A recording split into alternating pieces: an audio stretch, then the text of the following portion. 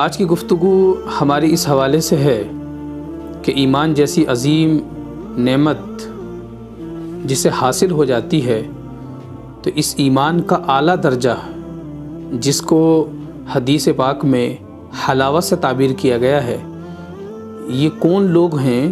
جنہیں ایمان کی مٹھاس اس کا ذائقہ حاصل ہوتا ہے۔ اس حوالے سے ایک حدیث پاک میں نبی کریم صلی اللہ علیہ وسلم نے ارشاد فرمایا، اس حدیث کے راوی سیدنا حضرت انس رضی اللہ تعالی عنہ ہیں۔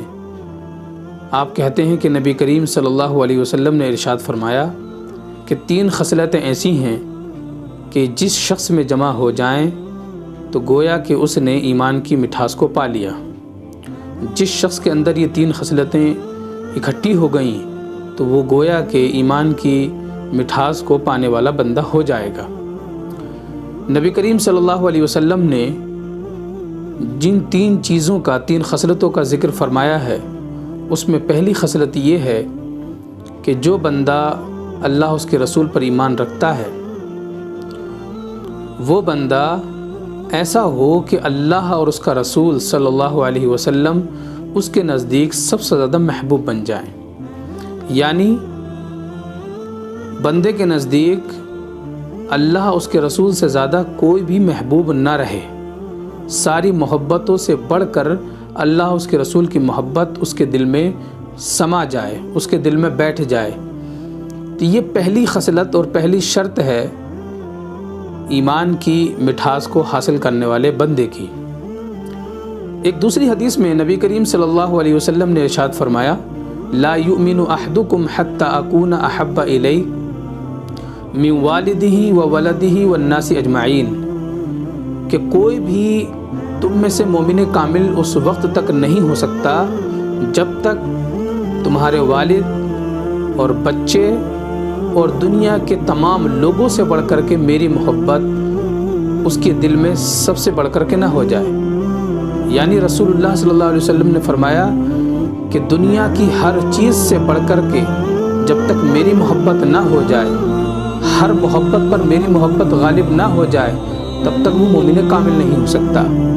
دوسری خصلت نبی کریم صلی اللہ علیہ وسلم نے بیان فرمائی کہ بندہ جس سے بھی محبت کرے صرف اللہ کے لیے محبت کرے۔ ایمان کی حلاوت اور اس کی مٹھاس کو پانے والا بندہ وہ ہوگا کہ جس کے اندر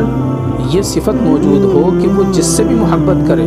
صرف اللہ کے لیے محبت کرے، اللہ اس کے رسول صلی اللہ علیہ وسلم کے لیے محبت کرے، کسی اور کے لیے محبت نہ کرے۔ ایک دیہاتی صحابی نبی کریم صلی اللہ علیہ وسلم کی خدمت میں حاضر ہوئے اور پوچھا، یا رسول اللہ صلی اللہ علیہ وسلم یہ بتائیے کہ قیامت کب آئے گی؟ تو نبی کریم صلی اللہ علیہ وسلم نے ان صحابی سے پوچھا، اس دیہاتی صحابی سے پوچھا کہ یہ بتاؤ کہ تم نے قیامت کی تیاری کیا کی ہے، قیامت کے لیے کیا تیاری کی ہے؟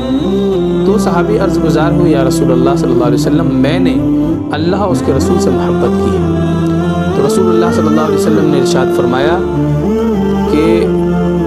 جو شخص دنیا میں جس سے محبت کرتا ہے بروز قیامت وہ اسی کے ساتھ رہے گا۔ اس حدیث سے معلوم چلا کہ دنیا میں ہم جس سے محبت کرتے ہیں قیامت کے دن ہم اسی کے ساتھ ہوں گے۔ تو دوسری خصلت نبی کریم صلی اللہ علیہ وسلم نے بیان فرمائی ہے کہ بندہ جس سے بھی محبت کرے اللہ اور اللہ رب العزت کی رضا کے لیے کرے۔ تیسری خصلت نبی کریم صلی اللہ علیہ وسلم نے بیان فرمائی کہ جس شخص کو اللہ تعالیٰ نے ایمان کی دولت سے نوازا ہے تو وہ کفر میں واپس لوٹنے کو اس طرح برا جانے جیسے کہ آگ میں ڈالے جانے کو برا جانتا ہے۔ اس کا مطلب یہ ہے کہ جس شخص کو ایمان کی دولت حاصل ہو چکی ہے، جو شخص ایمان کی دولت سے بہرور ہے،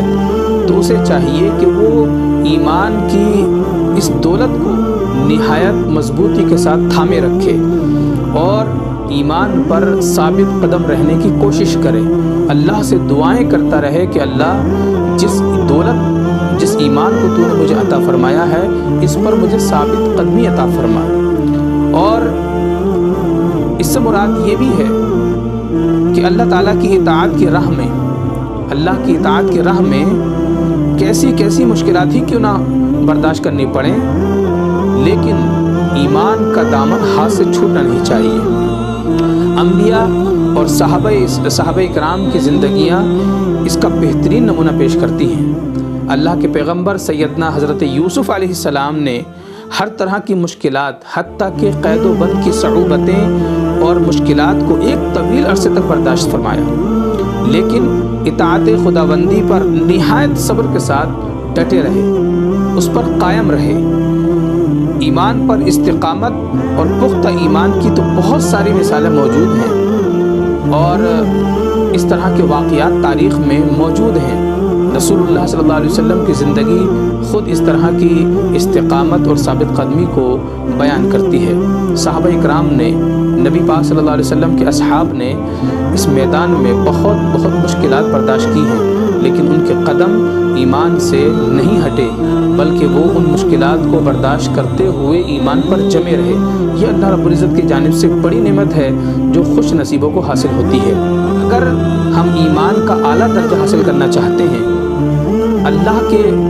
बेहतरीन बंदे बनना चाहते हैं, तो ऐसी सूरत में हमारे ऊपर लाजिम है कि हमारे अंदर ये 3 खसलतें पैदा हो जाएं, जिन खसलतों को नबी करीम सल्लल्लाहु अलैहि वसल्लम ने बयान फरमाया है कि हम अल्लाह और उसके रसूल से